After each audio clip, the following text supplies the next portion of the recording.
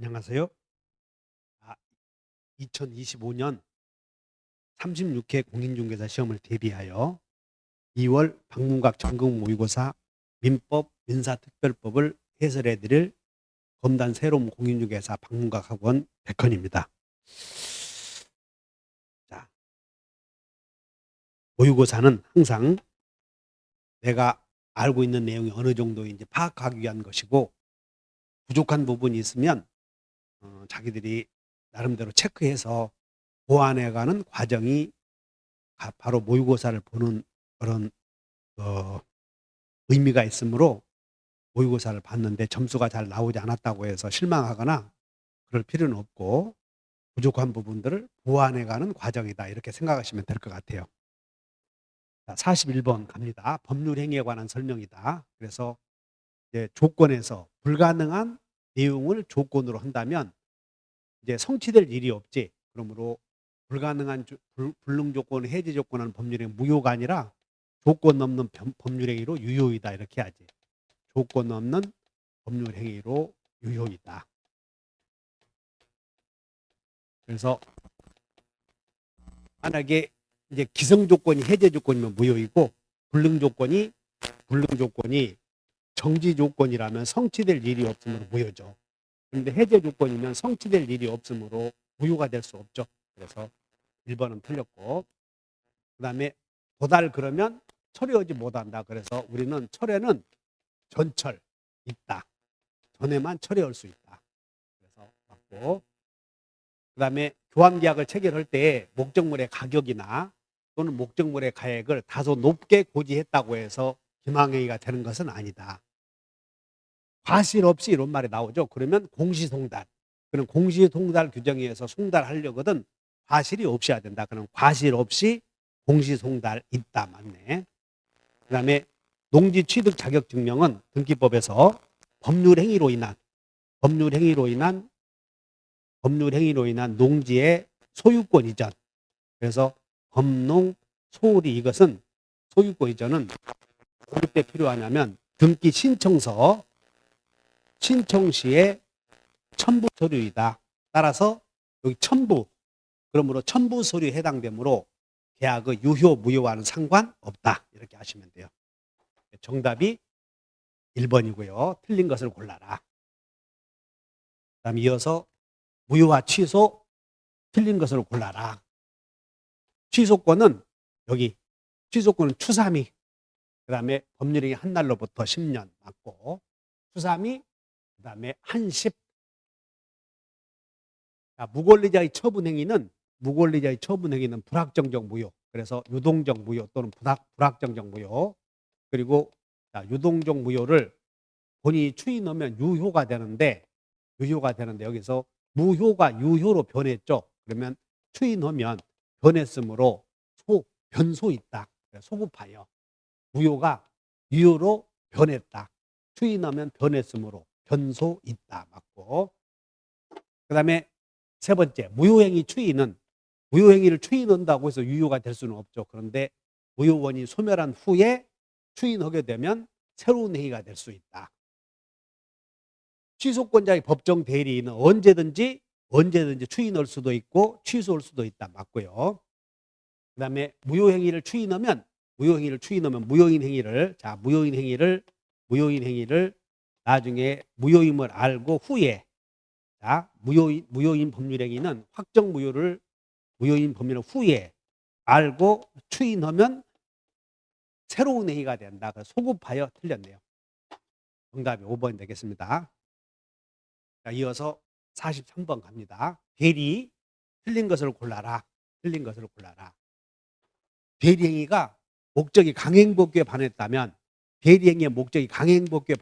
대리까지 올라갈 수가 없죠. 그래서 예를 들어서 계약이 성립되려거든 당사자가 있어야 되고 목적이 있어야 되고 의사표시가 있고 여기서 대리가 나오지 않습니까? 그러니까 목적에서 강행복귀에 반했다면 여기는 무권대리, 유권대리 논할 가치도 없다는 것이야. 그러므로 대리권이 없는 행위가 표현대리 아니에요. 그런데 대리인이 계약서 쓴 목적이 강행복귀에 반했다면 목적에서 무너짐으로 대리까지 올 필요도 없다. 그러므로 적용되지 않는다. 맞고, 그다음에 대리권을 줄 때에 대리권의 범위가 불명확하다. 그러면 대리권의 범위가 불명확한 대리인은 보존 행위는 무제한으로 할 수 있다. 틀렸고, 대리인이 자기 이익을 위해서 대리권을 남용했다. 그러면 상대방도 알았다. 그러면 107조 1항 상대방이 알았거나 알 수 있었다면 그 행위는 본인에 대해서는 무효이다. 그래서 책임이 없다. 맞고요. 세 번째, 본인의 허락이 없는 자기계약 본인이 허락이 없었다. 그럼 무권대리. 그럼 무권대리는 본인이 추인하면 소급해서 유효가 될 수 있다. 맞네요. 정답이 권한을 정하지 않은 임의 대리인은 보존 등기가 보존 행위 할 수 있다 해서 틀렸네요. 그다음에 44번 대리권 없는 의리 병을 대리하여 대리권 없는 의리 갑을 대리하여 해야 되겠네. 갑을 대리하여 병에게 등기를 마쳤다. 그래서 대리권 없는 의리 갑을 대리하여 병에게 등기를 마쳤다. 자, 을과 계약을 체결한 이제 대리권 없는 의리 유동적 무효죠. 그러므로 본인의 추인은 맺을 자에게 하면 돼. 누구에게나. 그러므로 본인이 직접 상대방과 맺지 않았죠. 그래서 병에게 해도 되고 병과 거래한 정에게 해도 되고 추인은 을에게 해도 되고 그러므로 본인의 추인은 누구에게나 해도 된다. 그래서 될 수 없다. 틀렸고 2번 갑이 을에게 추인을 했을 때 상대방이 이 사실을 알지 못하고 본인은 이렇게 추인할 수 있죠. 추인은 이렇게 하면 확정 유효가 되는데 대리인에게 했으나 상대방 일을 알지 못하고 철회했다면 상대방의 철회가 우선한다.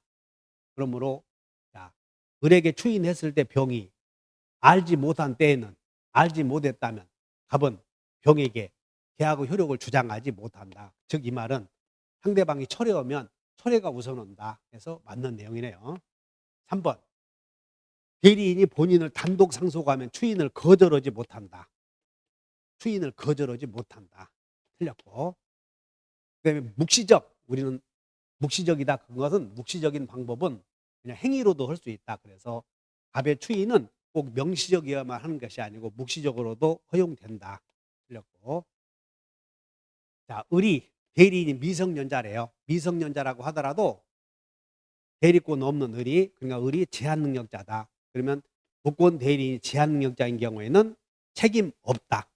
그래서 제대는 책임 없다. 그러므로 제한 능력자인 경우 본인이 추인을 거절했을 때 상대방은 무권 대리인에게 책임을 물을 수 없다. 그래서 있다 해서 틀렸네요. 그래서 제대는 책임 없다. 이어서 46번 갑니다. 45번 무효인 경우를 모두 골라라. 무효인 경우. 그래서 당사자에서 무효인 경우, 목적에서 무효인 경우, 의사표시에서 무효인 경우 여기 그래서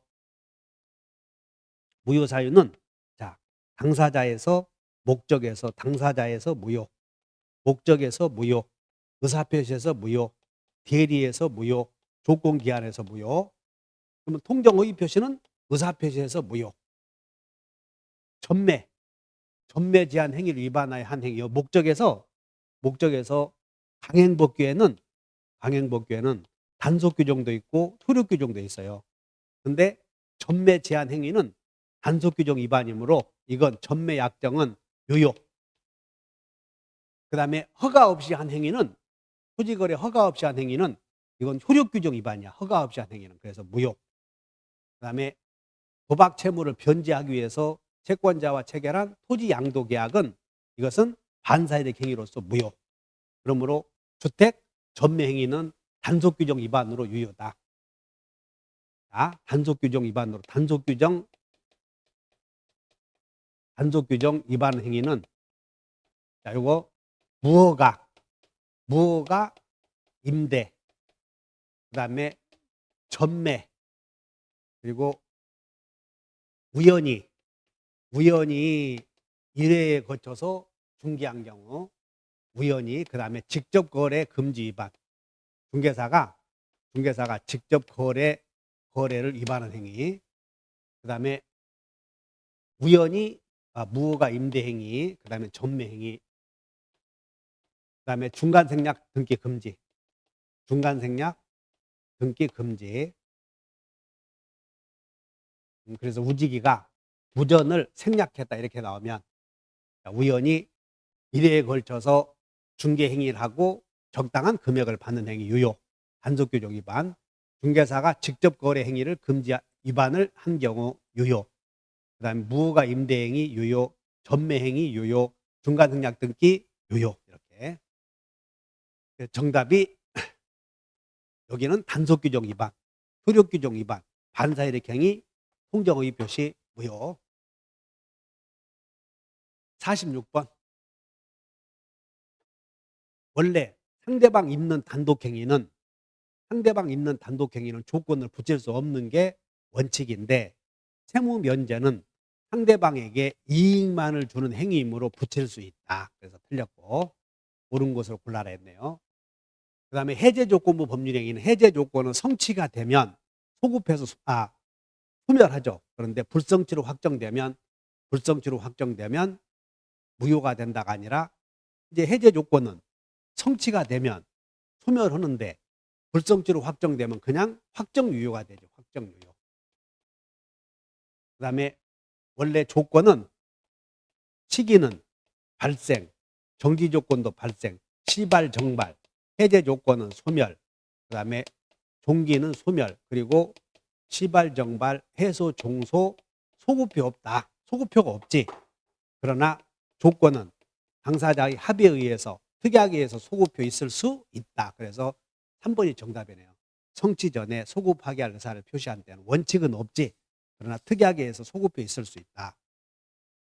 그 다음에 조건은 법률행위 일부이므로 조건은 종된 의사표시이기 때문에 조건이 있는 법률행위의 효력을 결정할 때는 조건만 분리해서 효력을 결정할 수는 없다. 그러므로 분리하여 그러면 있다 틀렸죠. 이런 거. 그냥 분리하여 있다.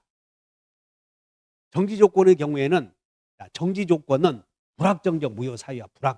정지조건은 그 법적 상태가 불확정 무효 사유. 그러면 불확정 무효는 무효를 주장하는 자가 증명해야 돼요. 그러므로 권리 취득을 부정하는 자가 정지조건의 경우에는 권리 취득을 부정하는 자가 조건 불성취에 대한 증명 책임을 지는 게 아니라 정지조건에서는 권리의 취득을 주장하는 자가 성취에 대한 증명 책임을 진다. 그래서 틀렸네요. 자, 정지조건은 첫째, 정지조건에 해당한다는 사실, 정지조건에 해당한다는 사실은 무효주장자, 입증 책임과 관련하여. 두 번째는 정지조건에서는 조건 성취를 증명해야 되는 거지 불성취를 증명하는 게 아니야. 그래서 성취를 입증해야 되고 불성취가 아니에요. 그래서 권리 취득을 부정하는 자가 아니라 권리 취득을 주장하는 자가 증명해야 된다. 정지조건은 무효다. 그러므로 정지조건에 해당한다는 사실은 무효주장자가 증명해야 되고, 정지조건에서는 성취를 증명해야 되는 성취. 근데 성취는 권리 취득을 부정하는 자가 아니라 주장하는 자. 정지조건에서는 불성취를 증명하는 게 아니라 성취를 증명해야 돼요. 이거 주의하시면 돼요. 그래서 정답이 4번이고요. 그 다음에 47번에 가면 불공정한 법률행위 틀린 것은 불공정한 법률행위는 궁박, 경솔, 무경험을 통해서 폭리를 취한 경우에 인정되는데 궁박은 종류를 묻지 않는다. 포함한다. 맞고. 그 다음에 항상 판단 시기 물어보면 어떤 판단 시기를 물어보면 계약 체결 당시를 기준으로 판단한다. 맞고. 그 다음에 법률행위가 대리인에 의해서 이루어진 경우 궁박은 대리행위에서 이루어진 거 궁박은 본인 중심이고 나머지는 전부 대리인을 중심으로 한다. 맞고. 그다음에 불공정한 법률행위는 경매의 경우에는 증여나 경매의 경우에는 폭행위가 성립할 수 없다. 그래서 적용되지 않는다. 맞고. 그다음에 불공정한 법률행위로서 무효인 경우에도 무효행위 전환의 법률가 적용될 수 있다 해야 되겠네. 그래서 불공정한 법률행위도 무효행위 전환의 법률가 적용된다. 그래서 5번이 틀렸네요. 48번. 잘못 짝지어진 것은 그러면 취득시효에 의한 소유권 취득은 취득시효에 의해서 취득시효 완성자가 등기를 마치잖아요. 그러면 소급하여 승계 취득이 아니라 원시 취득이다. 그래서 소원 취득한다. 이거 기억해야 돼요.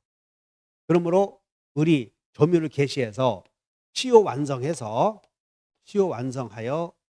이렇게 이전 등기를 마치면 여기서부터 소급해서 원시 취득하므로 소유자가 점유를 개시한 이후로 시효 완성 전까지 이루어진 모든 등기는 다 직권 말소된다.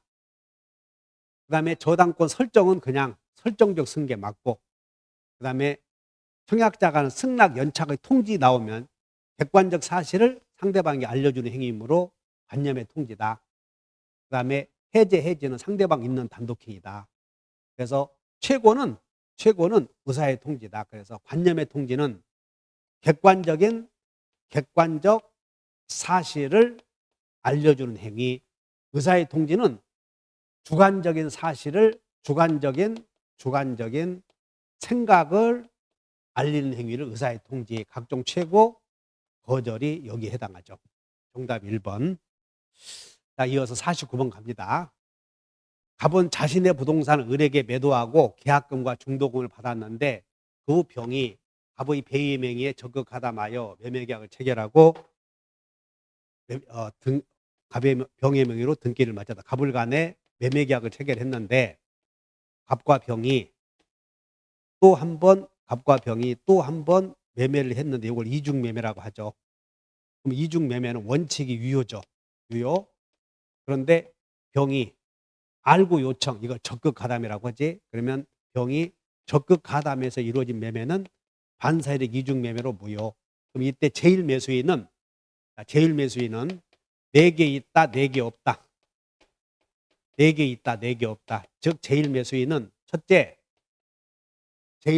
갑병 간의 매매가 무효라고 주장할 수 있고, 둘째, 을은 갑을 대위해서 말소 등기해서 이전 등기 회복 등기 할 수 있죠. 그리고 이렇게 이전 등기 해감으로 매도인에게 채무불이행으로 손해배상을 청구할 수 있고, 그 다음에 을은 병이 적극 가담해서 손해를 봤으므로 병에게 불법행위로 인한 손해배상 청구할 수 있고, 그리고 을은 병에게는 직접은 없지. 갑을 대위해서 말소 등기 청구할 수 있다. 그래서 무채불때 있다 또는 무대는 채불이 있다 이렇게 했지. 을은 갑을 대위해서 병명의 등기를 말소하고 회복 등기해서 이전 등기할 수 있다. 그런 과정에 갑이 채무를 이행을 지체했으므로 채무불이행을 이유로 손배청이 있다. 병이 적극 가담했으므로 불법행위 책임을 물을 수 있다. 그래서 무대는 채불이 있다. 그 다음에 4개 없다. 을은 병에게 직접 이전 등기 청구할 수 없다. 그 다음에 을은 과거에 등기된 적이 없으므로 진정명의 회복을 이유로 이전 등기 청구할 수 없다. 그 다음에 만약에 을이 점유하고 있어도 유치권 주장할 수는 없고, 을은 갑병간 행위가 채권자의 사회행위를 이유로 채권자 취소권 행사할 수 없다. 그래서 직진 유치 없다 이렇게 보면 돼요. 따라서 대위하여 그러면 있다. 그 다음에 직접 그러면 없다. 그리고 여기에 갑병간의 반사이력 이중매매는 절대적 무효이므로 정은 이 행위가 유효라고 주장할 수 있다. 그럼 틀렸네. 절대적 무효이므로. 그래서 옳은 것을 골라라 그러면 대위하여, 그냥 대위하여 그러면 있다. 직접 그러면 없다. 그 다음에 제3자는 유효를 주장할 수 있다. 틀렸네요. 그래서 정답은 1번. 반사이력 이중매매 나오면 무대는 채불이 있다. 직진 유치 없다. 외우면 돼요. 50번 차고에 관한 설명이 다 틀린 거. 첫째, 상대방이 표의자의 진의에 동의했다면 착오가 없지. 그럼 취소할 수 없다. 맞고. 상대방에 의해서 유발된 동기의 착오는 표시되지 않아도 중요 부분의 착오가 될 수 있다.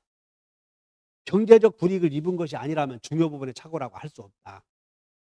표의자가 착오를 이유로 취소해놓고 그로 인하여 손해를 입은 상대방은 불법행위로 손해배상 청구할 수 있다. 그래서 우리는 착오자는 과실 있는 착오자가 취소했을 때 불법행위 책임을 지지 않는다. 그래서 우리는 착불 없다 이렇게 어떤 거야? 착불 없다. 과실 있는 착오자가 취소해도 불법행위 책임 없다. 그래서 착불 없다. 틀렸고.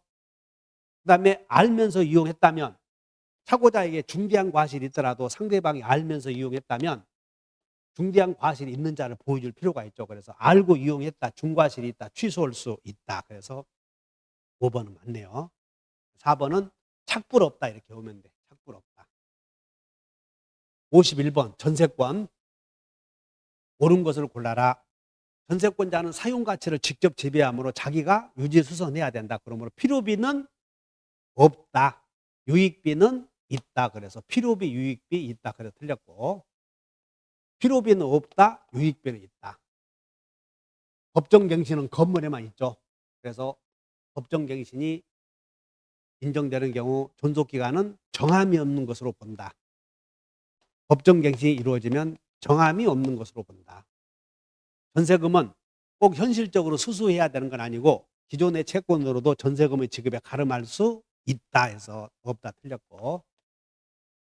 일부 전세권이 성립된 경우 일부 전세권자는 건물 전체의 경매를 청구할 수는 없다. 전세권의 존속기간, 전세권이 갱신 없이 기간이 만료되면 전세권의 존속기간이 만료되면 전세권의 용익물권적 기능은 소멸하죠. 그래서 용익물권적 기능은 당연히 소멸한다. 맞네.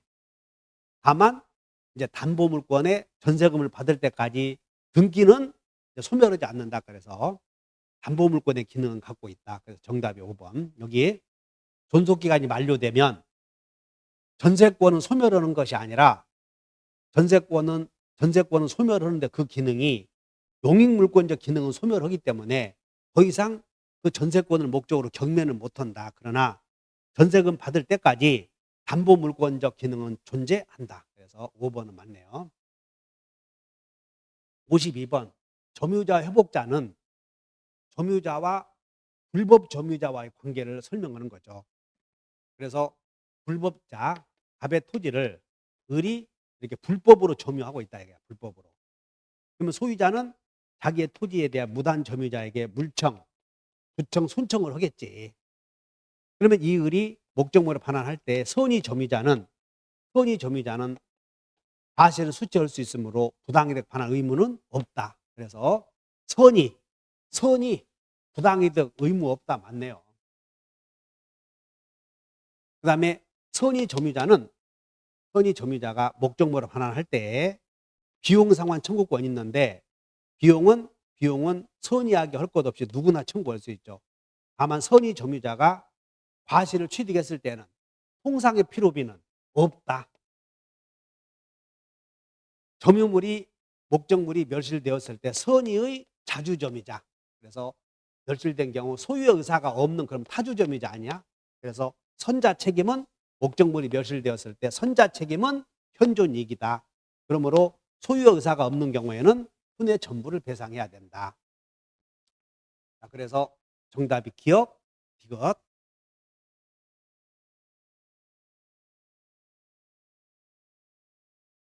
53번 지역권. 일부에는 소지 없다. 일부에는 소유권과 저당권만 성립할 수 없고 일부 위에 지역권을 설정할 수 있다. 승역지. 그래서 요전, 승일. 요역지는 전부를 위해서 승역지는 일부에 대해서도 그러니까는 설정할 수 있다는 승역지를 말하는 거죠. 그래서 맞고 그다음에 분리할 그러면 뒤에는 없다. 불법 점유자 시효 취득하려고 항상 적법 점유자여야 한다. 그다음에 네 번째 요역지가 수인의 공유인 경우 그 일인에 대한 지역권의 소멸시효 정지. 자, 소멸시효 정지는 지역권자에게 유리한 제도다.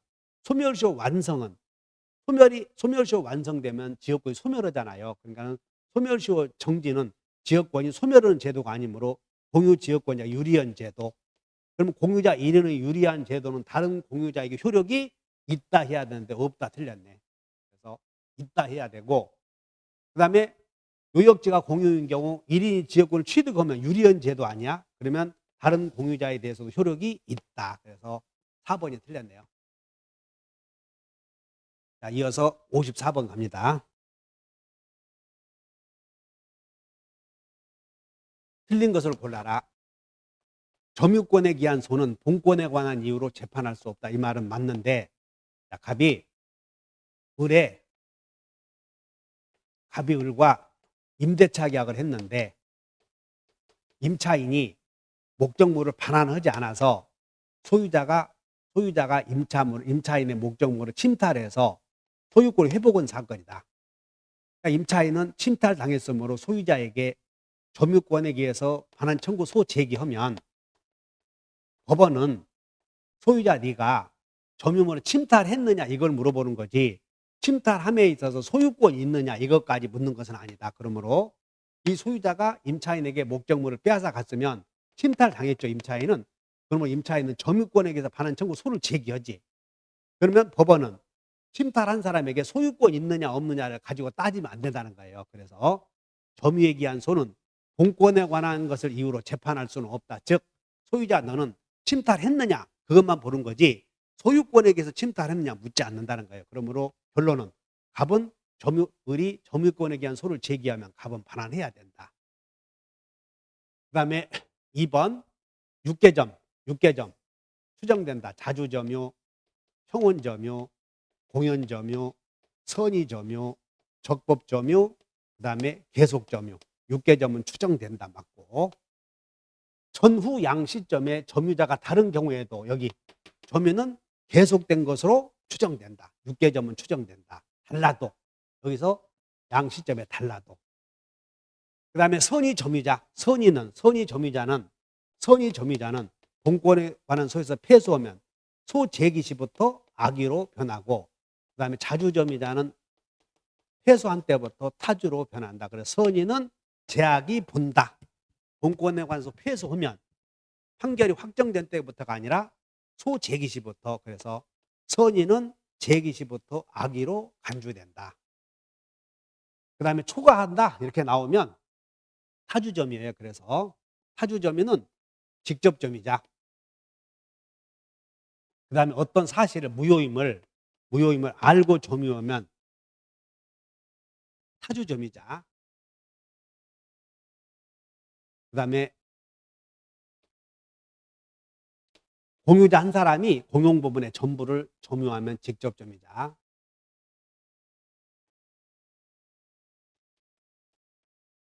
그 다음에 명의 수탁자의 점유는 타주점이자,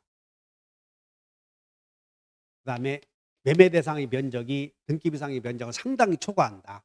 그러므로 직진, 알고, 공수초 여기는 타주점이다 외우면 돼요. 그래서 상당히 초과한다 그러면 초타.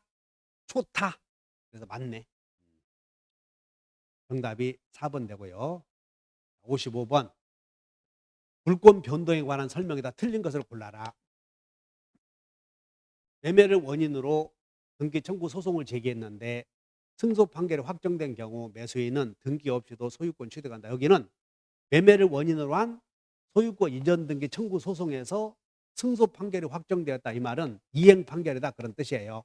그래서 매도인은 매수인에게 등기해 주어라. 이행 판결이므로 이행 판결은 등기해야 되죠. 그래서 등기 없이도 소유권을 취득하는 판결이 형성 판결이다. 그럼 여기는 형성 판결은 공유물 분할 판결이 있잖아요. 그냥 공유물 분할 판결은 등기 없이도 단독 소유가 되지만 나머지는 이행 판결이므로 등기해야 된다. 자, 등기가 원인 없이 말소되었다 그러면 물권은 소멸하지 않는다. 그 다음에 우리는 보존 등기를 미리 했대요. 미리 했어도 나중에 건물이 완성되면 실체 관계와 등기가 일치하죠. 미리 한 등기도 유효이다. 공유자 한 사람이 공유물 보존행위로서 그 공유물에 맞춰진 제3자 명의의 무효 등기 전부 말소를 청구할 수 있다. 이 말은 공유자 1위는 이 공유 토지에 대해서 1번 갑과 을이 공동 소유하는데 2번 병에게 원인 없이 등기가 되었다면 공유자 1위는 전부에 대해서 보존행위에 대해서 전부 말소 청구할 수 있다. 맞네. 그 다음에 공유물 분할 조정 절차 협의가 이루어졌죠.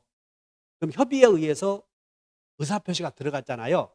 그러면 그것은 등기하여야 공유관계가 소멸한다. 그래서 작성되더라도 즉시 공유관계가 소멸하는 거 아니다. 이 말은 등기해야 된다. 그 말이에요. 등기해야 된다. 즉 공유물 분할 판결이 아니다. 그런 뜻이야. 협의에 의하여 조서가 작성되었으므로 의사표시 들어갔죠. 그럼 의사표시가 있으면 등기하여야 단독 소유가 된다. 그 말이에요. 맞네. 자, 이어서 56번 갑니다. 지상권에 관한 설명이다. 틀린 것을 골라라. 그러면 이제 갑의 토지에 을이 지상권 갖고 있고 갑의 토지에 을이 이 토지에 지상권 갖고 있는데 지상권자가 여기다가 건물을 지었대요.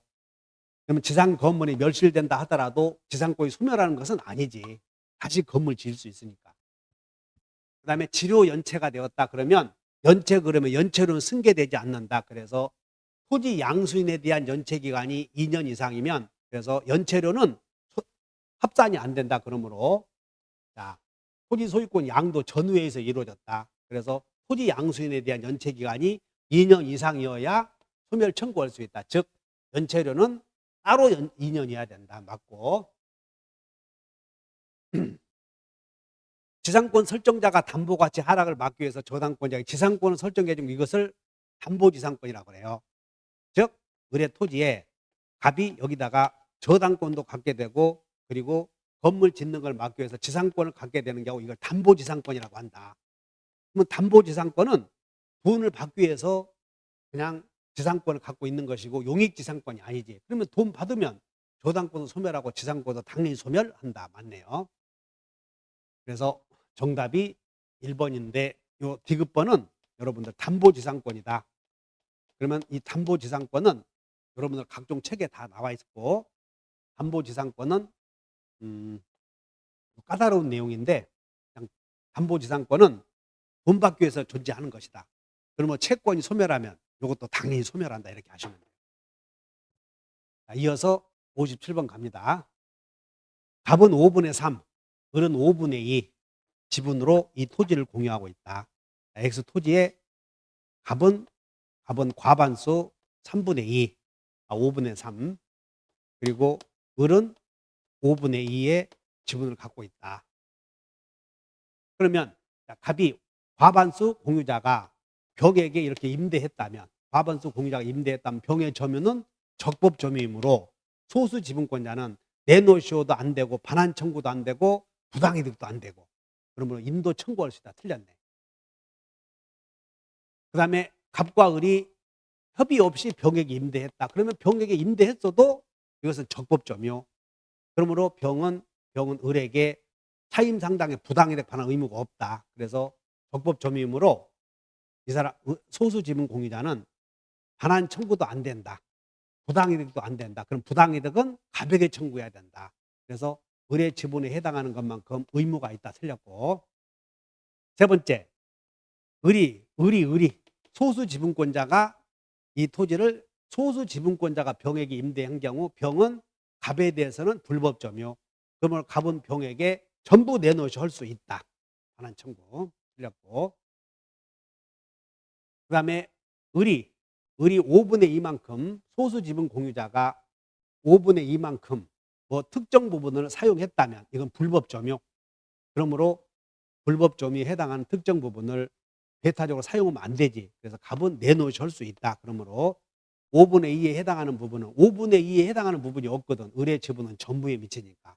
그러므로 을은 특정 부분을 자기 마음대로 사용할 수 없다. 맞네요. 즉 이 말은 보존행위, 그 다음에 관리행위, 그 다음에 처분행위를 묻는데 보존행위는 공유물에 대해서 각자가 할 수 있고 관리행위는 과반수로 정하고 처분행위는 전원동의인데 임대차는 사용 수익 하는 건 임대차거든. 그러므로 소수 지분권자는 자기가 혼자 정할 수 없다. 그래서 맞다. 4번, 5번 갑이 토지 전부 지금 등기가 이렇게 갑과 을이 이렇게 돼 있는데 토지 전부를 병에게 팔았대요. 그럼 병에게 팔았을 때 을은 전부의 말소를 청구하지 못하고 이 갑이 병에게 등기해 준 내용은 갑의 5분의 3만큼은 유효하지. 5분의 3만큼은. 그렇기 때문에 소수 지분 공유자는 병에게 전부 말소 청구 못하고 자기 지분에 해당하는 부분만큼만 말소 등기 청구할 수 있다. 그러므로 갑의 지분 범위 내에서는 유효하다. 맞네요. 그 다음에 58번 갑니다. 갑은 자신의 토지와 지상 건물을 갑이 자신의 토지와 지상 건물을 건물만 을에게 매도하고 이 상태에서 갑이 건물만 을에게 이렇게 매도하고 그리고 철거 등의 약정 없이 이전 등기 해주었고 그다음에 이 상태에서 다시 이제 이 상태에서 법정 지상권자 을이 여기가 관법지야. 관법지를 취득했고 이 상태에서 법정 지상권 설정 등기 없이 병에게 팔았다. 그러면 병의 지위를 물어보는 거지. 첫째, 을은 등기 없이 취득한다. 맞고. 둘째, 병은 법정 지상권자로부터 건물을 양수한 자는 이 병은 토지에 대해서 점유할 권리가 있고 을에 대하여 등기 청구권이 있고 법정 지상권자로부터 건물을 양수한 병 을을 대위해서 갑에게 설정 등기 청구할 수 있고 병은 토지 사용은 적법하게 사용하더라도 부당이득은 반환 의무가 있죠. 법정 지상권이 성립이 되면 법정 지상권자는 지료지급 의무, 즉 토지의 사용에 대한 지료지급 의무가 있으므로 법정 지상권자로부터 건물을 양수한 자는 토지 사용에 대해서 부당이득 반환 의무가 있다. 그래서 을은 등기 없이도 틀렸고 갑은 병에게 토지 사용료 내놓으시 할 수 있다. 틀렸고 그 다음에 여기 갑이 정에게 여기서 토지를 양도한 경우 을은 정에게 지상권 주장하지 못한다. 이 상태에서 을은 지금 현재 관습법상 지상권자이고 관습법상 법정 지상권은 등기, 물권은 절대권이므로 을은 등기 없이도 누구에게나 주장할 수 있다. 그래서 정에게 지상권 주장할 수 있다. 맞네요. 그 다음에 갑은 이 상태에서 병에게 건물 철거 그리고 갑은 병에게 건물 철거 이 사람은 점유할 권리가 있으므로 누구도 갑이나 정도 병에게 철거라 할 수도 없고 토지 내놓으시 할 수도 없다. 그래서 인도 청구는 허용된다. 틀렸고 철거 청구, 인도 청구 허용되지 않는다. 만약에 이 병이 을로부터 매매가 아니라 경매에 의한 경우에는 병은 등기 없이도 지상권을 당연히 취득한다. 그래서 등기하여야 해서 틀렸네요. 그래서 갑이 토지 건물을 갖고 있다가 건물만 을에게 팔고 을이 병에게 팔았다. 등기 없이. 이때 을이 법정 지상권자다. 그럼 법정 지상권은 등기 없이도 토지 소유자인 갑으로부터 토지 소유권을 양수한 정에 대해서도 얼마든지 지상권자라고 주장할 수 있고 이때 병은 을에게 지상권 이전 등기 해주셔서 지상권 취득하고 병이 만약에 이 건물을 경매에 의해서 취득했다면 등기 없어도 된다. 그래서 58번은 시험에 꼭 나오는 부분이므로 기억해 보시고요. 부합에 관한 설명이다. 지상권자가 지상권의 기초에서 부속시킨 물건은 부합이 아니다. 지상권은 자기가 그 지상권에 기하여 토지에 부속시킨 물건은 토지 소유자가 된다. 틀렸는데 부합이 아니다. 적법한 권한 없이 여기는 권한 없이 농작물 나왔네. 농작물은 부합이 아니다. 그 다음에 권한 없이 타인의 토지에 식재한 수목의 소유권은 토지 소유자에게 속한다 해야 되겠네. 그래서 틀렸고 임차인의 친구가 임차인의 동의만 얻어서 식재한 수목은 토지 소유자 것이다. 자, 건물 임차인이 권원에게서 증축했대요. 그러면 여기까지 딱 보고 그 다음에 구조상 이용상 독립성이 없으면 부합이다.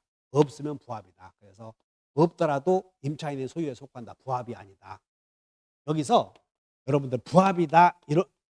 부합이 성립한다. 성립하지 않는다. 부합이 아니다 그러면 한 개이고 부합이다 그러면 두 개 취급한다는 거예요.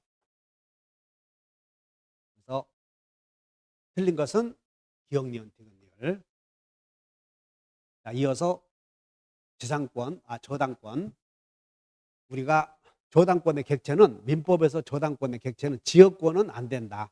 그래서 소유권, 지상권, 전세권이 된다. 지상권은 될 수 없다. 틀렸고. 2번. 저당물의 제3취득자가 그 유익비를 지출했다. 그럼 제3취득자가 유익비를 지출했다면 제3취득자는 저당물의 제3취득자는 일단 채무자를 대신해서 돈을 변제했다면 구상권을 갖는다. 그 다음에 경매가 이루어지면 경매인이 될 수 있다. 그리고 경락을 받지 못했는데 경매가 이루어지면 비용을 지출했다면 우선 변제 받을 수 있다. 비용의 우선 변제. 그러나 우선 변제 받을 수 있으면 유치권은 안 된다. 그러니까는 없다. 틀렸고. 저당권으로 담보한 채권이 그냥 채권이 소멸했대요. 그러면 저당권은 소멸한다. 틀렸고. 그 다음에 저당권 효력은 종물에 미치지 않는다. 틀렸고. 그 다음에 저당권은 분리하여 그러면 없다. 맞네요. 정답이 5번. 상린관계.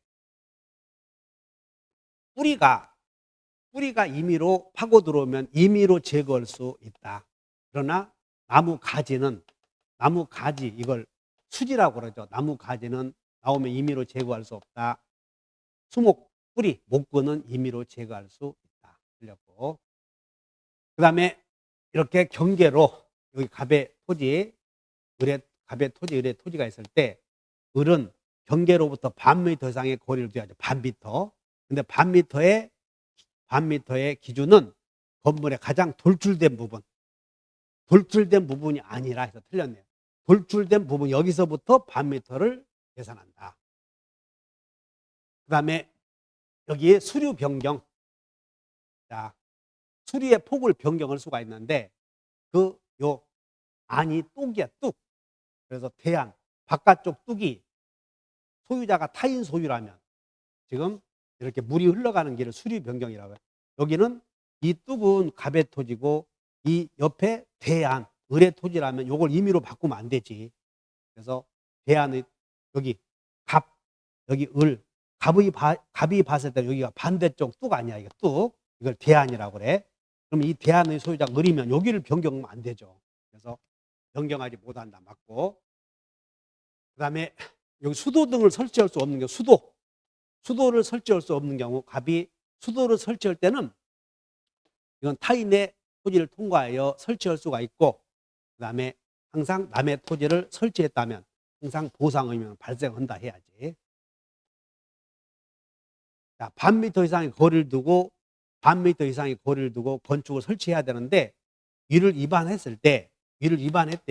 근데 건물이 완성한 후에는 철거를 청구할 수 없다. 손해배상만 청구할 수 있다. 이렇게 해결해야죠. 그래서 여기 대안 반대 뚝 그것이 타인 토지 타인 소유라면 양쪽 안을 양안 반대편의 뚝을 대안 이렇게 얘기해요. 근저당의 피담보 채권을 확정 시기는 근저당권자가 신청했으면 신청시 근저당권자가 신청하지 않은 경우에는 납부시 그래서 신신안납 이러면 돼. 근저당권자가 신청했으면 신청한 사람은 신청시 신청하지 않은 경우는 납부시 그래서 근저당권자가 경매를 신청했대요. 신청했어. 그럼 신청한 경우는 신청시 신청하지 않은 경우에는 납부시 그러니까 확정되는 시기는 신청한 때래요. 정답이 신신안납. 63번 유치권의 소멸사유, 포기, 점유상실, 목적물의 멸실, 피담보 채권의 소멸 그리고 여기 목적물의 소유자가 양도되었어도 유치권은 절대권이므로 양수인에게도 유치권 주장할 수 있지. 그래서 미음이 틀렸네요. 그래서 유치물에 유치하고 있는 목적물의 소유자가 바뀐다 하더라도 유치권 소멸하는 것은 아니다. 64번 틀린 것을 모두 골라라. 동일한 법률관계나 사실관계로 생긴 경우에도 유치권 성립한다. 채권과 목적물을 반환 청구권이 동일한 법률관계나 사실관계로 생긴 경우에도 결령관계가 인정된다. 유치권자가 점유를 침탈당하면 유치권 소멸해요. 그런데 유치권 행사하는 유치권 소멸에 따른 손해배상 청구는 1년의 제척기간에 행사해야 한다. 틀렸네요. 손해배상 청구권은 일반 이론에 의해서 10년이다. 그 다음에 유치권의 목적물이 멸실된 경우 화재보험금에 대해서 행사할 수 없다. 유치권자는 우선 변제권이 없으므로 목적물이 변용된 가치에 대해서도 물상대위권도 없다. 그래서 이건 물상대위권 묻는 거거든. 그래서 있다. 틀렸네요. 자, 정답이 기억번이네요. 그래서 손해배상 청구권은 1년이 아니라 10년이다. 65번 갑니다. 여기 보면 옳은 것을 골라라. 계약의 성립. 숨은 불합의. 그럼 불합치. 그럼 불성립이죠. 그냥 불성립의 경우에는 착오 문제 아니지. 그래서 취소할 수 있다. 틀렸어. 불성립이다. 구체적인 내용이 정해지지 않은 상가나 분양 광고 내용은 정해지지 않은 분양 광고의 내용은 청약이 아니라 청약의 유인이다. 청약의 유인. 그래서 틀렸다. 격지자 간의 계약에서 격지자 간의 청약은 격청도 맞네요. 승낙은 격승발. 격지자 간의 승낙은 발송시. 격지자 간의 청약은 도달시. 격청도. 청약자가 발송한 후에 죽어도 산 것이다. 효력은 상실하나 틀렸고, 조건이나 변경을 가하여 승낙을 했다면 조변 본다.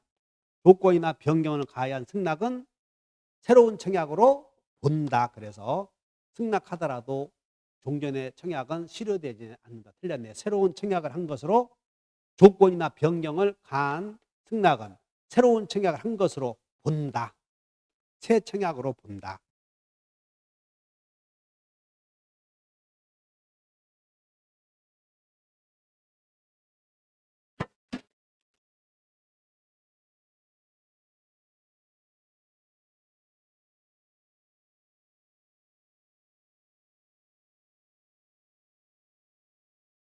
이어서 66번 갑니다.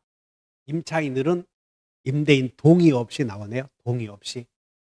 그러면 자, 임대차 계약을 체결했는데 임차인이 임대차 계약을 체결했는데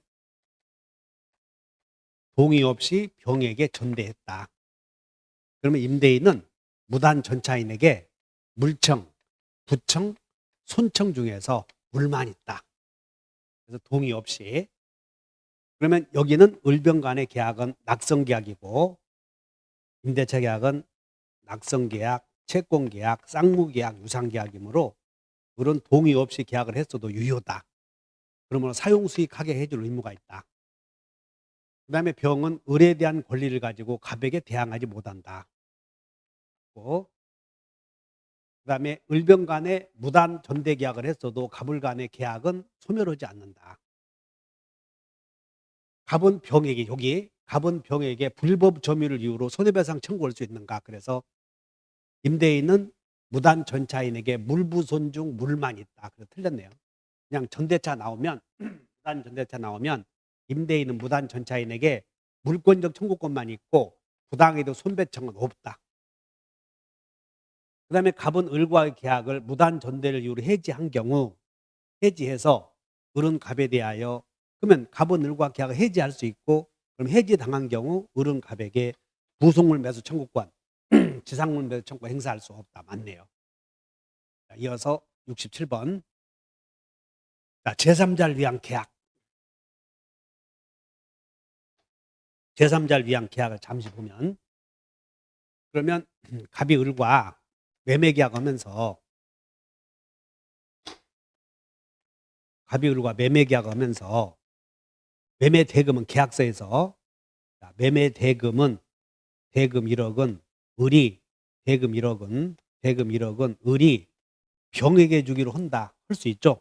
이때 요 계약 내용을 제3자 약관이라고 하고 제3자 약관이 들어있는 매매를 제3자를 위한 계약 그리고 요때 갑을 요청했다고 해서 요약자, 낙약자, 그리고 여기서 등장하는 병 있잖아요. 병을 다시 빼면 병을 수익자라고 하지, 이렇게.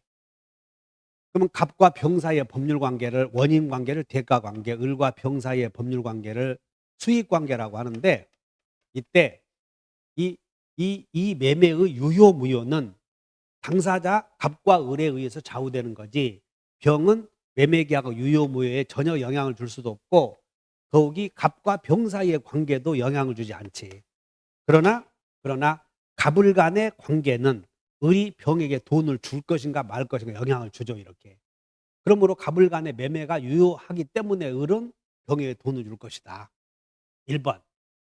그러면 이 병의 수익의 의사표시, 그래서 갑을 간의 매매 계약을 체결하면서 매매 등의 미력을 병에게 주기로 한다 했을 때 이 병이 수익의 의사표시를 하기 전에도 이미 계약은 성립되었죠. 그래서 수익의 의사표시는 제3자를 위한 계약의 성립 요건이 아니고, 수익의 의사표시는 제3자의 권리 발생 요건이다. 맞고, 채무자와 인수인 간에 체결된 병존적 채무인수, 이게 지금 원래 갑이 병에게 돈 줄 의무가 있는데, 이때 을이 병에게도 매매 대금을 주기로 한 거 아니야? 그래서 원래는 갑이 병에게 줄 의무가 있었던 것이야. 그런데 계약에 의해서 을이 병에게 돈을 주기로 했죠. 그러면 이때 병은 갑에게도 받을 돈이 있고 을에게도 받을 돈이, 채무가 있죠. 그래서 이것을 병존적 채무인수라고 한다. 그러면 병존적 채무인수는 제3자를 위한 계약이다.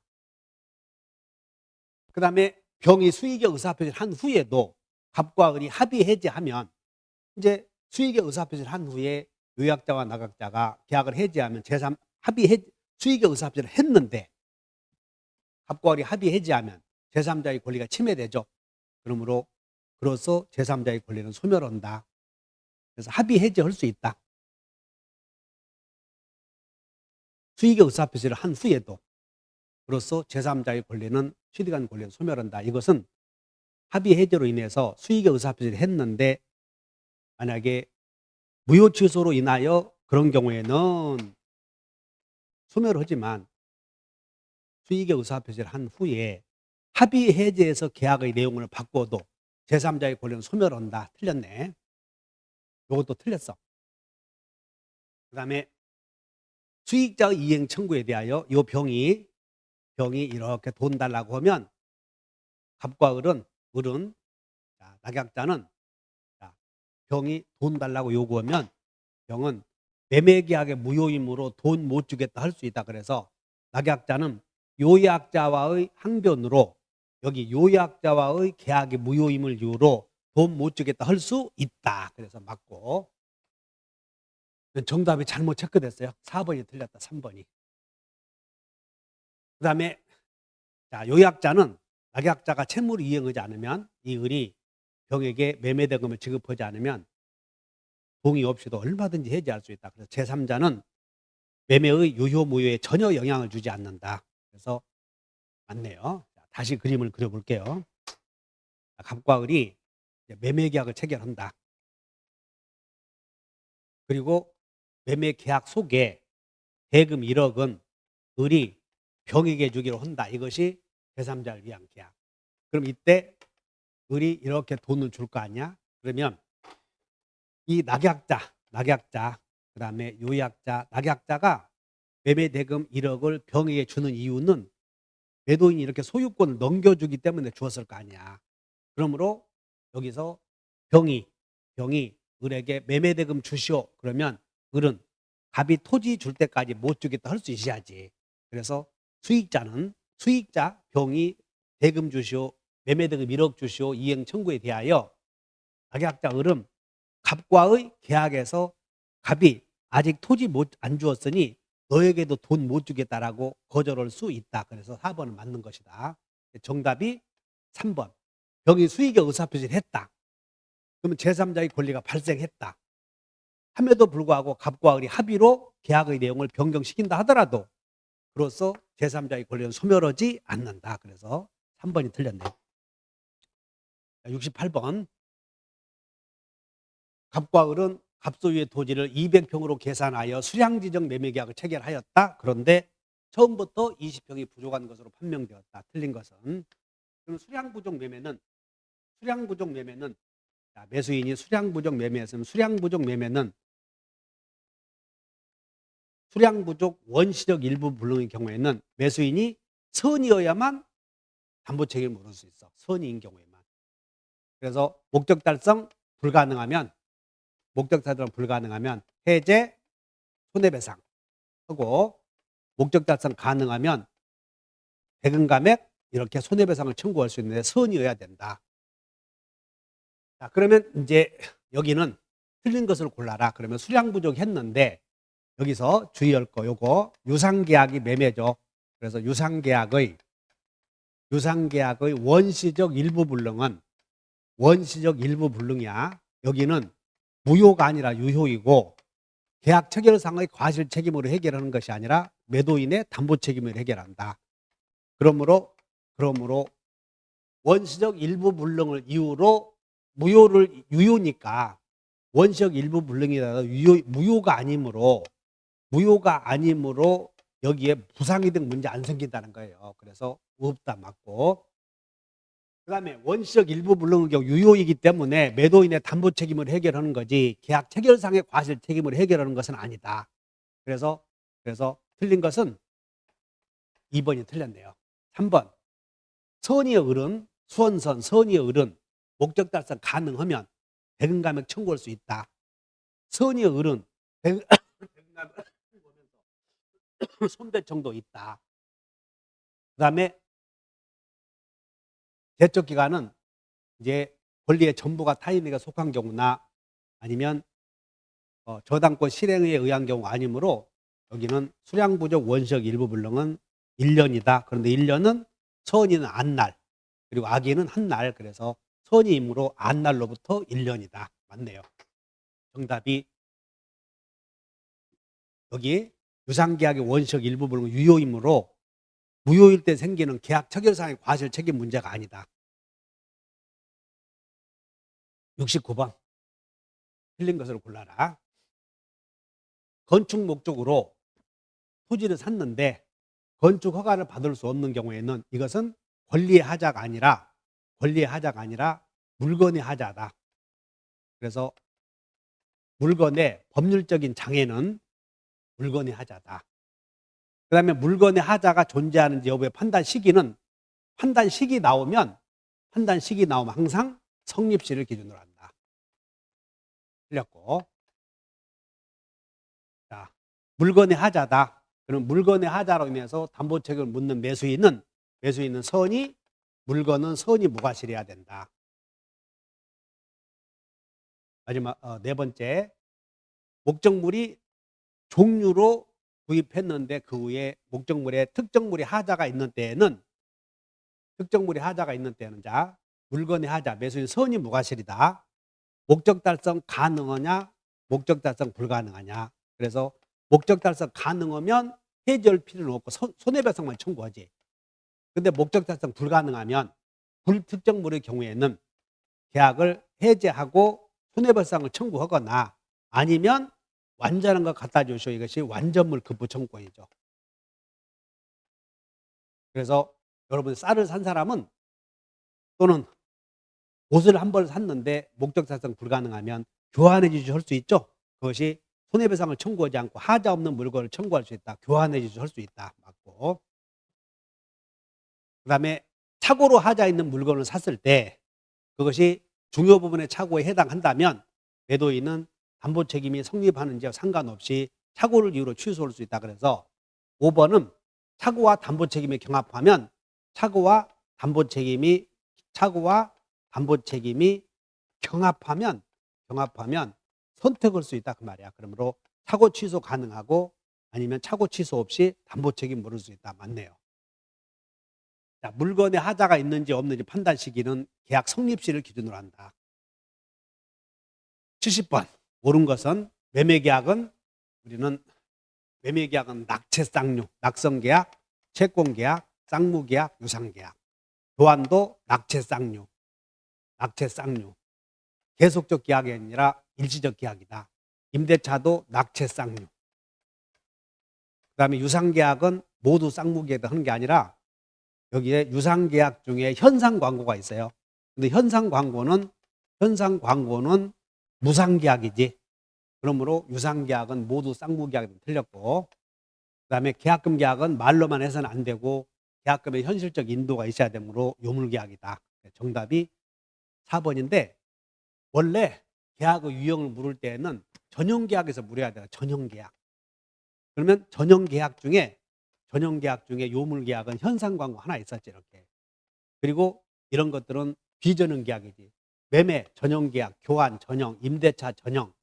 그리고 쌍무계약은 모두 유상계약은 맞지만 유상계약이 모두 쌍무계약은 틀렸지. 그리고 현상광고는 요물계약이다. 물론 계약금 계약도 요물계약이죠. 그래서 정답이 4번. 71번 갑니다. 교환하기로 했는데 갑은 자신의 X건물과 을은 Y토지를 이렇게 교환하기로 했다. 그리고 Y토지의 가액의 차이로 발생한 보증금 지급에 가름하여 여기가 저당권이 있는데 이것을 갑이 떠안기로 하였다 그랬네요. 그래서 1번. 자, 그러면 이제 이 교환계약은 낙성계약이고 채권계약이고 쌍무계약이고 유상계약이므로 여기서 쌍무계약 그러면 동시행이고 그다음 위험부담 문제가 생긴다. 그래서 위험부담 법리는 적용되지 않는다. 틀렸네요. 옳은 것을 골라라 그랬으므로 그냥 이 교환계약은 낙성계약, 채권계약, 쌍무계약, 유상계약이다. 2번. 갑이 보충금을 제외한 X건물의 소유권을 이렇게 갑은 보충금 주기로 했으니까는 보충금의 지급과 목적물의 이전은 쌍무계약이므로 동시행관계에 있죠. 그래서 이전한 것만으로는 계약상의 쌍무계약의 의무를 다한 것으로 볼 수는 없다. 그래서 보충금을 제외한 소유권을 이전한 것만으로는 의무를 다한 것으로 볼 수 없다. 그런데 저당 채무를 인수한 것으로 했으므로 갑이 인수하면 되는 거니까 그래서 있다 해야 되겠네요. 저당 채무를 인수했으니까. 갑과 을은 유상계약이므로 하자에 대해서 담보 책임을 져야 한다. 그래서 지지 않는다. 틀렸고. 그 다음에 이제 갑이 저당 채무를 떠안아서 이렇게 변제를 게을리해서 저당권이 실행될 염려가 있어서 을이 대신 변제했다면 을은 교환계약을 해지할 수 있다. 그래서 이 갑이 저당 채무를 인수해서 채무를 변제해야 되는데 갑이 이행을 하지 않았죠. 그래서 을이 대신 변제했다면 을은 교환계약을 해지할 수 있다. 그 다음에 교환해서 목적물의 시가를 조금 높게 고지했다고 해서 그것이 사기에 의해서 되는 것이 아니므로 사기가 아니다. 그래서 교환계약을 체결했을 때 목적물의 가격을 다소 높게 고지했다고 해서 기망이 되는 것은 아니므로 손해배상 청구는 불가능하다. 그래서 가능하다. 틀렸네요. 72번. 계약금. 계약금을 지급하기로 했대요. 계약금을 지급하기로 했는데 이것은 계약금 약정이지. 계약금 지급 약정. 그러면 실제로 계약금 전액을 지급하지 않았다면 여기 주의하셔야 돼요. 민법 563조의 해제권은 생기지 않는다. 자, 이 말이 뭔 얘기냐면 가물간에 매매계약을 체결하면서 매매 10월 25 매매계약을 체결하면서 10월 25일 날 지금 매매계약을 체결하면서 10월 26일 날 계약금 1,000만 원을 수수하기로 한다. 이렇게 계약을 체결한 거예요. 가물간에. 그래서 내일 계약금 1,000만 원 수수하기로 한다. 이 내용을 계약금 약정이라고 그래요. 계약금 약정. 그리고 계약금 약정에 의해서 10월 26일 날 계약금을 수수했죠. 그런 거 요걸 계약금 계약이라고 그래요. 그러니까는 계약금 계약과 계약금 지급 약정은 달라. 계약금 계약은 요물 계약이기 때문에 계약금 계약은 요물 계약이므로 실제로 지급해야 돼. 그러면 이 계약금 계약이 이루어지면 계약금을 포기하거나 배액을 상환하고 매매 계약을 해지할 수 있다는 거야, 이게. 그런데 계약금 약정을 했는데 계약금을 지급하지 않았다면 이것은 계약금 계약의 불성립이다 그 말이야. 불성립. 그러니까 불성립이므로 이 계약금 약정, 요 약정은 해지할 수 있지만 매매 계약을 해지할 수는 없다. 그런 얘기예요. 그래서 1번이 중요한 내용이므로 주의하시고. 그다음에 이행의 착수는 이행의 준비만 하고 있는 경우에는 이제 계약금 계약을 했는데 나중에 배포 해제, 배액 상환 해제할 때는 이행의 착수 전에 해야 되는데 이행의 착수 전에 배액 상환 해제할 수 있는데 이행의 준비를 하고 있는 것은 이행의 착수가 아니므로 배포 해제할 때 배액 상환 해제할 수 있다. 맞고. 3번 토지거래 허가 구역 내에서 토지거래 허가 구역 내에서 허가는 여기 관청의 허가는 이행의 착수가 아니지. 이행의 착수는 매매계약의 당사자가 하는 행위 아니야. 당사자의 행위. 그러므로 허가는 이행의 착수 아니다. 그래서 이행의 착수를 볼 수 있다. 틀렸고. 그러므로 허가를 받았어도 얼마든지 배액 상환 해제할 수 있다. 틀렸네요. 여기 허가는 당사자의 행위가 아니다. 그렇기 때문에 이행의 착수가 아니다. 주의하시면 되고. 그 다음에 계약금이 수수되었는데 매도인이 매매계약의 이행에 전혀 착수한 바 없더라도 매수인이 중도금을 지급했다면 매수인은 포기하고 해지할 수 없다. 그래서 어쨌든 이행에 착수했다면 둘 다 배포 해제 못한다. 그 말이야. 둘 다. 맞고. 그 다음에 계약금을 걸 때 계약금 계약을 체결하면서 약정 안 지키면 몰수하기로 한다. 이것이 위약금 약정이에요. 위약금 약정. 그러면 위약금으로 교부했을 때는 나중에 이것은 손해배상을 청구할 수 있죠. 그래서 계약금은 이를 위약금으로 하는 특약이 없는 한, 특약 위약금으로 교부하지 않았다면 이것은 해약금의 성질을 갖고 있으므로 이것은 손해배상의 성질을 갖는 것은 아니다. 맞네요. 정답이 4번. 여기는 계약금을 지급하기로 했는데 실제로 계약금을 지급하지 않았다면 여기는 계약금 계약의 불성립이다. 계약금 계약의 불성립. 그러므로 배액을 상환하거나 포기하고 해지할 수 없다. 매매계약을. 맞네. 자, 주의하시고. 73번. 예약에 관한 설명이다. 틀린 거. 틀린 것을 골라. 예약은 언제나 채권계약이다. 그 다음에 예약 완결권은 제척기간이다. 그래서 제척기간의 도과 여부는 법원이 직권으로 고려해야 한다. 제척기간의 도과 여부는 법관이 직권으로 고려해야 한다. 틀렸고. 그래서 2번이 틀렸네요. 고려할 수 없다. 틀렸고 해야 한다. 일방예약은 그러니까 일방예약 그러면 일방이 본계약 체결하자 하면 매매 효력이 생기죠. 그다음에 예약 완결권 행사 전에 이제 본계약 체결하기 전에 목적물이 전부 멸실되었죠. 그러면 불능이기 때문에 예약 완결권 행사할 수 없다. 마지막 당사자 사이에 그 행사 기간을 약정하지 않았다면 예약이 성립한 날로부터 10년 내에 행사해야 된다. 그러니까 제척 기간은 특약이 없으면 10년이다. 74번. 자, 이어서 74번 갑니다. 해제에 관한 설명이다. 틀린 거. 해제는 채무불이행을 이유로 해제하지 않습니까? 그러면 채무불이행에는 이행불능, 이행지체가 있는데 여기는 이행지체를 물어봤네요. 그러면 이행지체는 최고해야 되고 반드시 최고는 일정 기간을 명시해서 해야 되는 것은 아니다. 맞고. 계약의 해제는 손해배상 청구에 영향을 미치지 않는다. 얼마든지 계약을 해지하고 별도로 손해배상을 청구할 수 있다. 맞고.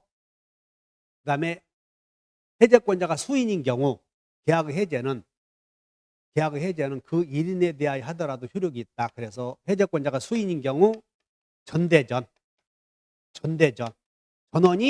전원에 대해서 행사해야 된다. 그래서 틀렸네요. 그래서 해제권자가 수인인 경우 전원에 대해서 행사해야 된다. 그래서 틀렸고. 그 다음에 정기행위의 경우에는 상대방은 최고 없이 계약을 해지할 수 있죠. 그래서 최고 없이 해지할 수 있는 경우가 급히 해지할 수 있는 경우 정기행위의 이행지체, 이행불능, 그 다음에 미리 이행 거절, 미리 이행 거절 그리고 이행 불능. 그래서 그냥 급정거 불능 최고 없이다 맞는 거예요. 그래서 여기는 디귿번은 뭘 물어보냐면 다시 설명해 주면 해제권의 불가분성이란 해제권의 불가분성 요 불가분성이란 두 개 이상의 권리가 운명을 같이 한다. 근데 해제권은 소멸하는 쪽으로 운명을 같이 하는가 아니면 존속하는 쪽으로 운명을 같이 하는가. 그래서 해제권은 계약을 지켜주는 게 유리하죠. 그래서 계약은 지켜줘야 한다. 그러면 계약은 지켜줘야 한다의 법 이론에 의하면 소멸하는 쪽으로 운명을 같이 하고 따라서 소멸하는 쪽으로 운명을 같이 함으로 계약은 지켜져야 된다. 그래서 계약은 지켜져야 한다는 법 이론에 의해서 해제권이 존속하면 계약을 해지해버림으로 계약이 깨질 수 있지 않습니까? 그러니까 해제권 소멸하는 쪽으로 운명을 같이 해야 되고 따라서 해제권의 행사는 쉽게 하면 계약이 깨져버려. 그래 행사는 복잡해야 돼. 어렵게. 그리고 해제권 소멸은 쉬워야지. 그러니까 한 사람이 소멸하면 다른 사람은 소멸한다. 행사는 전대전. 그래야만 불가분성이 계약은 지켜지죠. 그래서 1인에 대해서 해지하더라도 효력이 있다. 틀렸네요.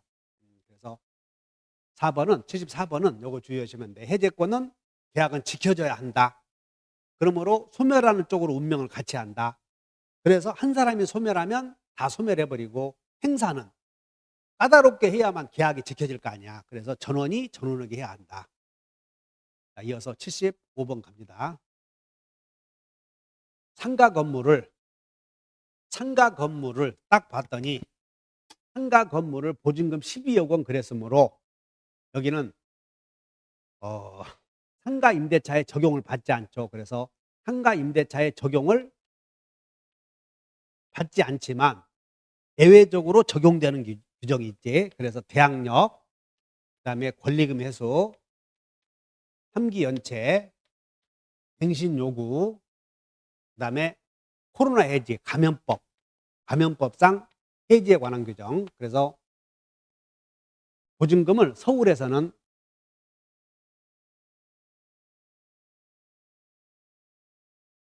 보증금 일정액의 범위를 넘어버렸죠. 9억을 초과했으므로 상가 임대차 적용을 받지 않지만 다만 적용을 받지 않더라도 대항력에 관한 규정, 권리금 회수에 관한 규정, 3기 연체에 관한 규정, 갱신 요구에 관한 규정, 감염법상 코로나 해지에 관한 규정은 적용된다. 그래서 틀린 것을 골라라.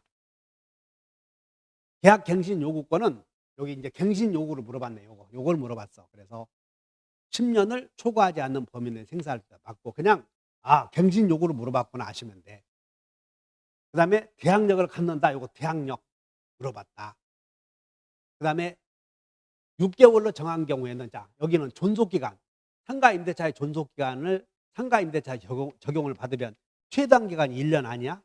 그러니까 여기는 최단기간 보장이 적용되지 않기 때문에 6개월 내 정해도 유효하다 맞고 그 다음에 3기 연체 해지할 수 있다. 그 다음에 경매로 인한 우선 변제 있는가? 그래서 여기 상가 임대차에 적용을 받지 않으면 우선 변제권은 없잖아요. 대항력은 있지만. 그래서 5번이 틀렸다. 자, 이어서 76번 갑니다. 갑은 저당권이 설정되어 있는 여기 탁 보니까 갑은 저당권이 설정되어 있는 병 소유의 주택을 그랬으니까 지금 병이 소유하고 있는데 지금 갑이 임대했는데 여기에 지금 저당권이 있다고 하지 않았어요. 그러니까 임차인은 대항력권을 갖추었다. 대항력권 갖췄어도 선순위 저당권이 있으므로 대항력 없는 임차인 그러므로 경락인에게 대항할 수 없다 이렇게 하죠. 그 후에 정이 저당권을 취득한 다음 그 후에 정이 경매에서 정이 X주택의 저당권을 취득한 다음에 그러니까 이 말은 정리해 볼까요? 자, 이 건물에 먼저 을의 저당권이 있고 그 다음에 갑이 주택 임차인 그리고 그 후에 정이 저당권 이렇게 되어 있네요. 그런데 이 병소유의 주택을, 근데 그 후에 이제 정이 경매를 해서, 정이 경매를 통해서 누가 소유권을 취득했냐면 무가 이렇게 소유권 취득했대요. 그러면 이 토지는, 이 건물은 저당권이 성립되고 나서 주택 임차인 대항 요건을 갖추었으므로 일단 대항력이 없다. 따라서 이 건물은 누가 경매하든 임차인은 대항력이 없기 때문에 무에게 대항하지 못한다. 그러니까 이 무는 병에 임대인의 지위를 승계하지 않지. 그래서 임대인의 지위를 승계하다 틀렸네요. 이 문장은 대항력 없는이다 이런 얘기야. 그래서 여기서 임차인은 저당권자와 저당권자 사이에 끼어 있고, 이 목적물이 경매가 이루어졌을 때 주택 임차인이 죽느냐 사느냐를 결정하는 건 경매를 신청한 자의 저당권자에게서 결정하는 게 아니라 임차인보다 선순위 있죠. 맨 앞에 있는 저당권에서 결정된다. 그러므로 이 정의 경매를 해서 비록 임차인이 저당권을 실행하는 자보다 앞섰지만 죽느냐 사느냐를 결정하는 등기는 맨 앞에 나와 있는 등기를 기준으로 한다. 그러면 임차인은 대항력이 없다. 따라서 저당권은 다 소멸해버리지. 저당권은 의뢰 저당권이 소멸하기 때문에 거기에 동생도 다 소멸한다. 그 다음에 갑이 적법하게 배당 요구를 했다면 확정일자 갖췄다. 그래서 여기는 대항력은 없지만 우선 변제권이 있지. 그래서 의뢰에 대해서는, 정에 대해서는 대항력이 있고 우선 변제권이 있기 때문에 여기에 정보다는 우선 변제 받는다. 그 다음에 의리 4번 의리 갑보다 매각대금에서 우선 변제 받을 수 있다. 그래서 의리 먼저 받지. 이렇게 1순위 2순위 3순위. 그 다음에 갑이 배당 경매 절차에서 배당 요구하지 않으면 이 사람은 대항 요건을 갖추었고 확정일자 갖추었지만 주택 임차인은 등기가 안 돼 있으므로 법원에서 보증금이 얼마인지를 알 수 없어요. 그래서 이 사람들은 배당 요구 채권이야. 그래서 배당 요구해야 한다. 맞네. 이 문제는 임차인이 저당권이 성립된 후에 임대계약을 체결하고 대항 요건과 확정일자 갖추었어도 선순위 저당권이 있기 때문에 갑은 대항력 없는 임차인이다. 이걸 아셔야 돼요. 그렇기 때문에 경매가 이루어지면 경락일행에 대항할 수 없고 이 건물은 경매가 이루어지면 모두 소멸한다. 그 다음에 77번 갑니다. 갑은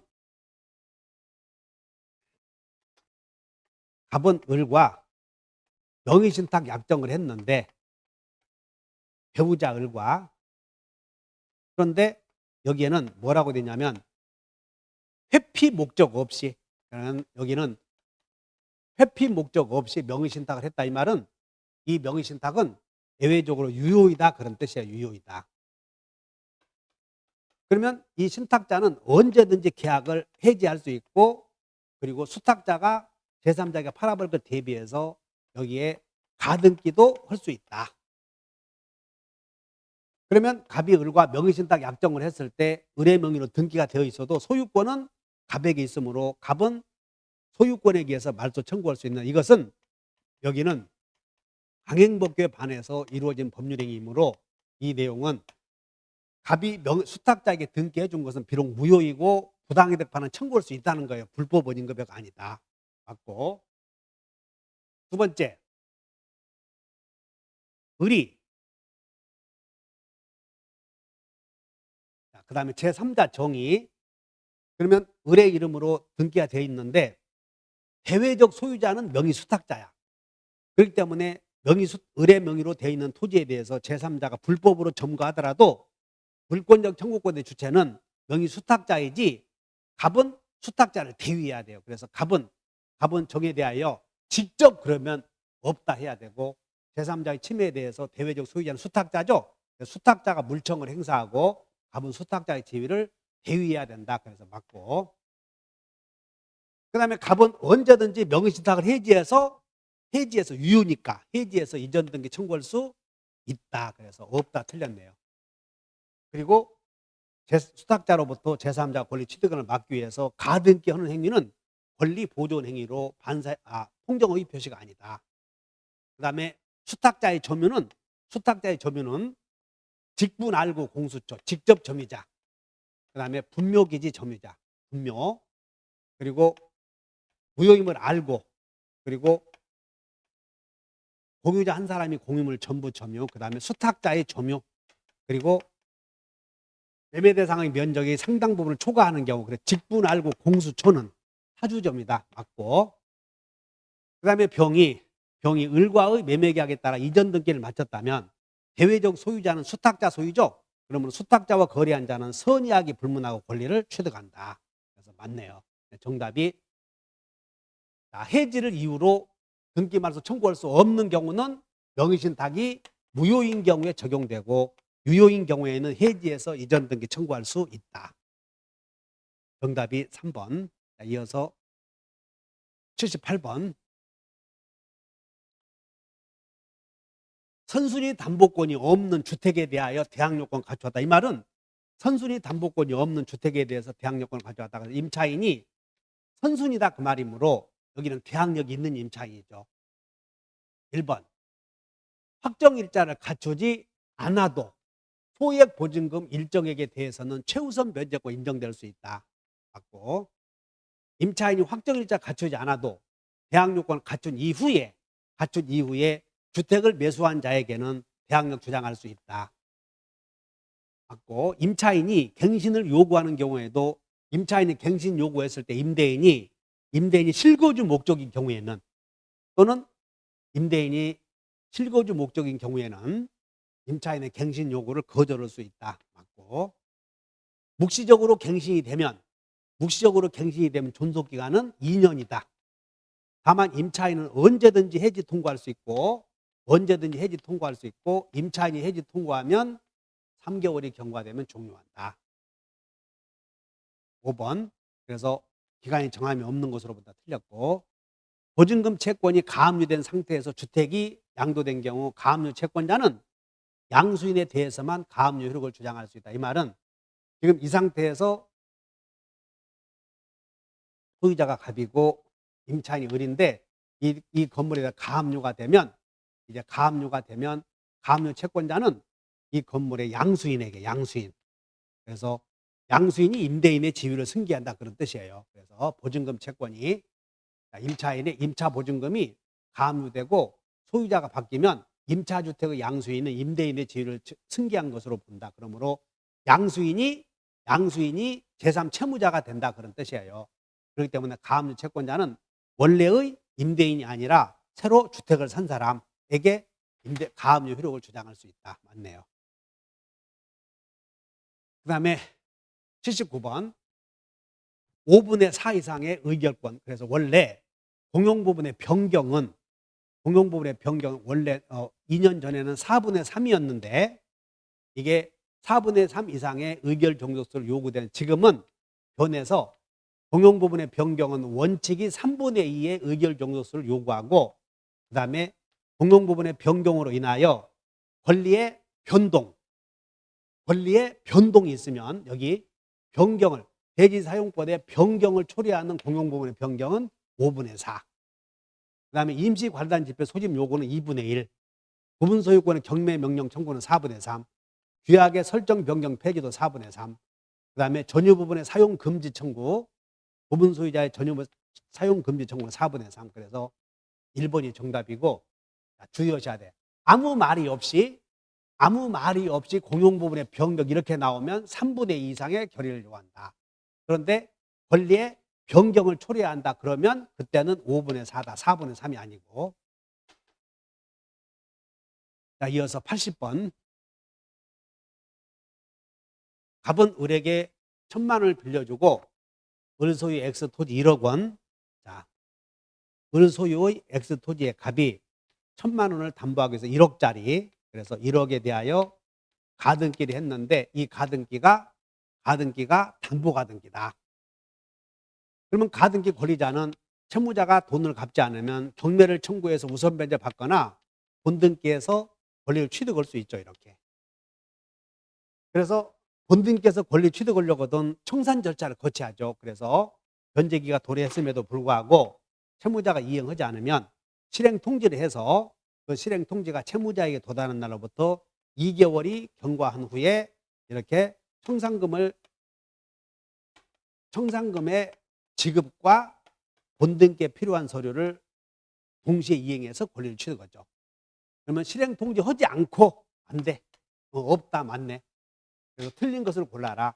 실행 통지해서 청산기간 거쳐서 본등기 할 수 있다 맞고. 그 다음에 여기 변제. 변제와 동시행 관계 있는 것은 변제와 동시행 관계 있는 것은 영수증만 동시행 관계. 영수증. 그래서 빚을 먼저 갚아야지. 그러니까 동시행 관계에 있다. 그래서 청산금의 지급과 본등기에 필요한 서류의 교부는 동시행이지만 을이 빚을 먼저 갚아야 되잖아요. 그래서 변제와 가등기 말소는 동시행 관계가 아니다. 틀렸고.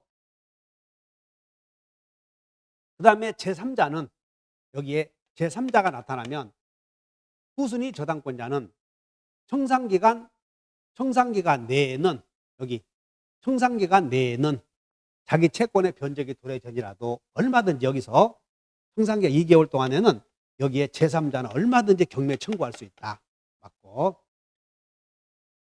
네 번째, 후순위 저당권자가 경매를 신청하면 여기서 이 가등기 담보권자는 경매의 경우에는 저당권으로 보잖아요. 그렇기 때문에 가등기 담보권자가 본등기에서 권리 취득하려고 하는 과정 중에 누구든 경매를 청구하면 가등기 담보권자는 본등기를 청구하지 못한다. 맞아요. 마지막, 가등기 담보권 실행을 위한 경매 절차에서 이제 가등기 담보권자가 실행을 위한 경매 절차에서 X토지의 소유권을 취득한 정이 소유권 취득하면 갑의 가등기 담보권을 소멸한다. 이 말은 가등기 담보권은 경매에서는 저당권과 같다 그런 뜻이야. 그렇기 때문에 본등기 하기 전에 누구든 경매해버리면 가등기 담보권자는 권리 취득은 안 되고 배당에 참여해서 우선 변제 받아야 된다. 그러므로 정답이 동시행 관계에 있다. 동시행 관계는 청산금의 지급과 본등기에 필요한 서류가 동시행이지 변제와 동시행 관계는 아니다. 자, 제가 나름대로 해설을 해봤는데 첫 번째 올해 1차 방문각 모의고사 내용이 그냥 새로 이번에 맨 처음에 공부를 시작한 분들에 대해서는 결코 쉽지 않았다. 이 문제는 평범한 문제였지만 그러나 결코 쉽지는 않은 내용이었다. 이렇게 생각하시고 이 모의고사 준비해 두셨다가 이론과 저희들이 강의를 했을 때 이론과 잘 접목시켜서 부족한 부분들은 보충해가는 그런 시간을 갖도록 그런 기회가 되었으면 합니다. 자, 고생하셨습니다. 감사합니다.